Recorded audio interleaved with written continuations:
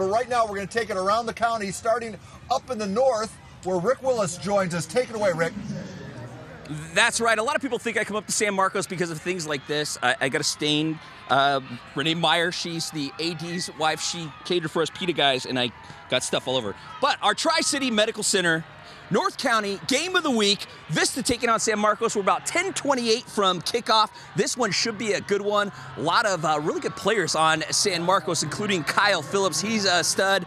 And, of course, San Diego State bound Brandon Bourne. Josh Bournes, right? Josh Bournes. Yeah, Brandon Bournes is his older brother. Josh Bournes is on there. And then also this young man's brother is also, he got recruited by Army as well, right? Yeah. Speaking of the PPR, these are three future stars of the Prep Pigskin Report, 3 future Knights. Name and future position. Cooper Myers, center. Name, future position. Jace Nix, wide receiver. And who's your brother? Tyler Nix. No, Farmer T. Farmer T. All right, name a position. Lyric Scott, running back. All right, so these guys you're going to see in, what, a couple of years? You guys will be on the PPR, and we'll have, older brothers. His older brother will be on tonight as well.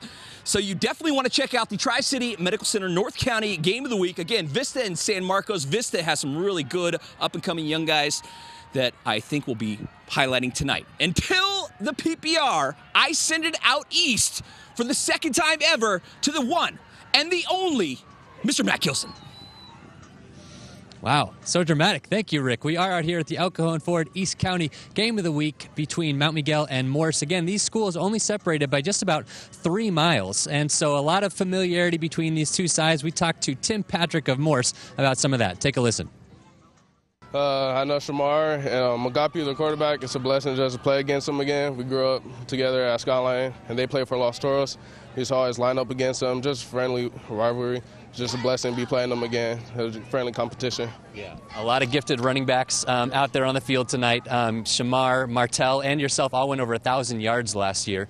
I heard a rumor that there's going to be some more openness to the Morse offense this year. What can you tell us about what to expect? Coach Mack, he's been working very hard to come up with a new playbook, a new play scheme for us. It's our little secret weapon. We don't really want to talk about it too much. It's just like we're just bringing it out. It's going to be nice. That's all from us out here in the East County. Allie Wagner, take it away.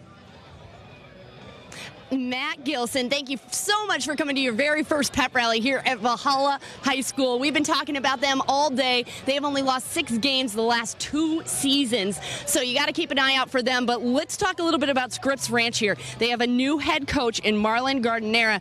I just talked to him. He's going, boy, can this clock run any faster, because he's ready for the game to get started. He's been keeping his game plan pretty close to the vest. Nobody's sure what he's going to run, so we'll have to wait to see that. But let me tell you, they have this stud here, number 75, defensive end, O-lineman, Dylan Hessenflow, 6'4", has 20 colleges or so that are looking at him because of his skills. So you know that he's going to bring his A game to start the season. Should be a great matchup. We're looking forward to it. Everybody is 0-0, anybody's game. So we'll see what happens. But highlights will be on tonight on the Prep Pigskin Report. For now, John Soderman, let's send it down to you in the South Bay.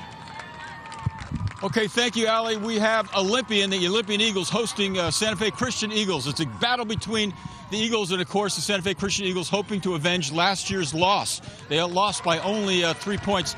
But right now, we have a question for the kids. Kids, who is going to win tonight? Olympian! What time is the PPR? 10:30! On which station? KUSI!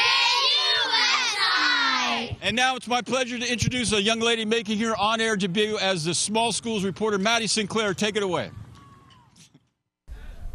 Thanks, John. I am now joined with John Morrison, who is the head coach here at Francis Parker for 18 years. Now he's an assistant coach. Positions have changed between him and his son. Now you are back. The Morrison tradition continues. What is it like to be working with your son again?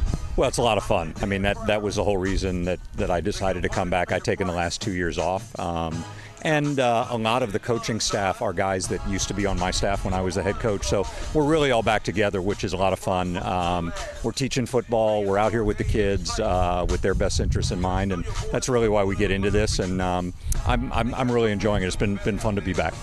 Now, for the first game, what advice have you given to your son now as he's head coach for this game? You know, nothing specific. Matt was an assistant for us for 7 years. He did 2 years an assistant at La Costa Canyon, 1 in Hawaii. He was a head coach at La Jolla High last year. He's got plenty of experience. I think the only thing I would ever say to him or any other coach is just be yourself. Be yourself and enjoy it, because it's going to go by fast. Well, John, good luck to you tonight. Paul, I'll send it back to you.